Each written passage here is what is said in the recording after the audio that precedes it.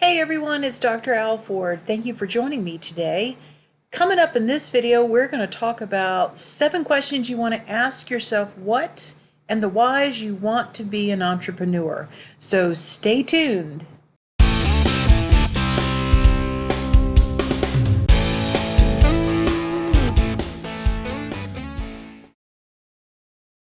Hello entrepreneurs, it's Dr. Mary Alford. Thank you for joining me today. Before we get started, I encourage you to go ahead and get a notebook or some paper that you can write these questions down so you can answer them thoroughly before we get started. So the first question I want to ask you today is, why do you want to be your own boss or be an entrepreneur? Is it to make lots of money? Is it a passion that you have that's driving you? Are you feeling a gap or see a need somewhere that could possibly earn some income with your ideas? Is it solving a problem? Whether you're inventing something or you are running a business that will solve a problem in your specific area. So that's the first question you want to sit down and think about. When I first said making money, that's a great thing to think about. However, it should not be your first priority. The first thing is figuring out what you really want to do. Question number 2, what kind of business do you want to start? Is it a service or a product that you want to develop? Some fun facts from the Small Business Association. 20% of businesses fail the first year. Okay, we can twist that back around and say 80% of businesses thrive their first year. However, 50% of businesses fail within the first 5 years. So you want to make sure that whatever you're thinking about there's a need for this. I believe it's 42% of businesses fail because there's no need of that service or product. So some things to think about. I'd like to know what kind of business you want to start. Leave it in the comments below and I'd love to hear from you. So question number 3, what skills do I have that I'm really good at? This is a question that you should only have a few things, because most of us are probably pretty good at lots of different things, but we're probably really good at only a few things. So in the first column, I want you to list what those things are. What are you really good at? And in the second column, I want you to think about how you think you could make money from those skills or talents or ideas. Number 4, what is your niche? Okay, what do I mean by niche?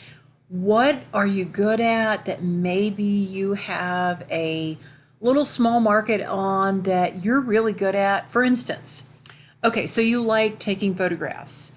Maybe your niche is photographing weddings. Maybe your niche is photographing wildlife and blowing those pictures up and selling them on eBay or Etsy or some other website. So you need to think about what your niche is. I'd fine-tune whatever your skills and talents are and direct it at a smaller audience to start with. That'll help you in the long run. So before we go on to number 5, hit the like button if you were excited about becoming an entrepreneur. I know I am for you. I'm excited about it. And click the subscribe button to be notified of upcoming videos. In my next series that's coming up, I am going to be helping you with writing a business plan, and we're going to talk about that in the future. So stay tuned. When that is available, the subscription will notify you automatically. So click the like button and subscribe to my channel. Thanks. Question number 5, who are your competitors? You want to take the time and do a little research on this. You want to list any potential competitors.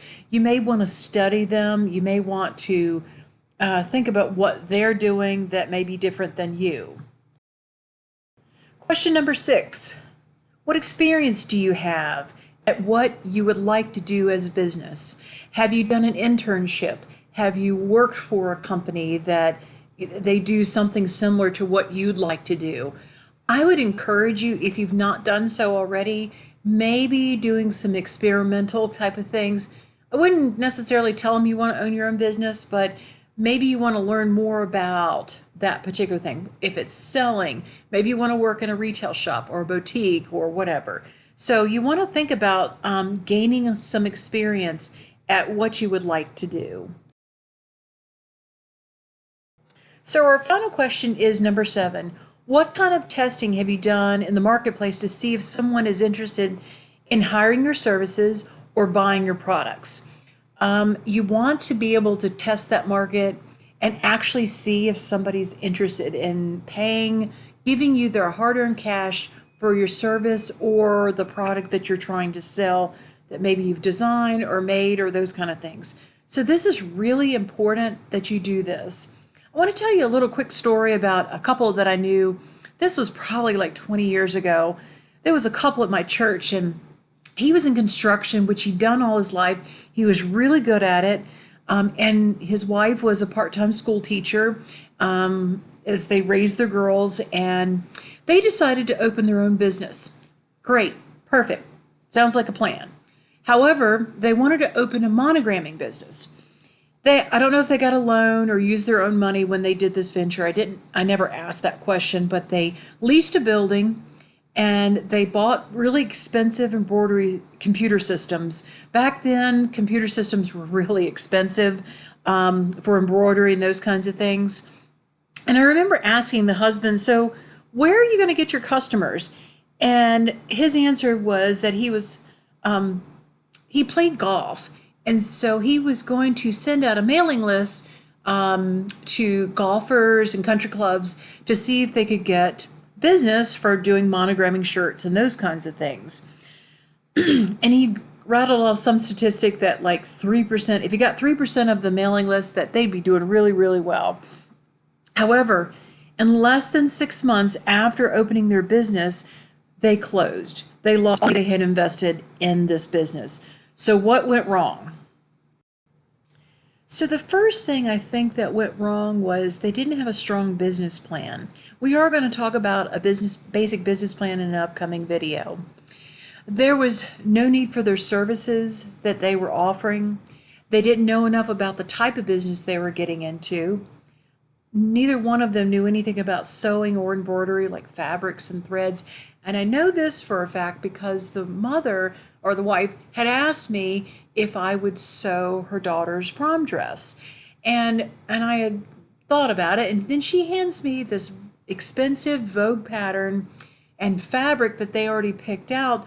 But the sad part was the fabric that she chose did not match the pattern. And we're going to talk about that in, I have another channel that we talk about sewing and those kind of things. But those things did not match up, and I just knew that they didn't have a lot of experience.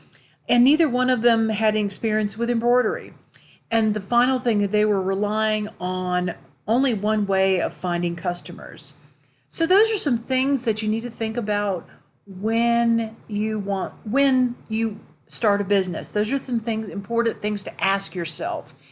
Leave some questions below. I am happy to answer questions for you. If you have any questions, feel free to do so in the comments below. I'm happy to answer them for you. Wanted to give you a quick couple of facts. Why do businesses fail? As I mentioned before, 42% fail because there's no need for their service or product.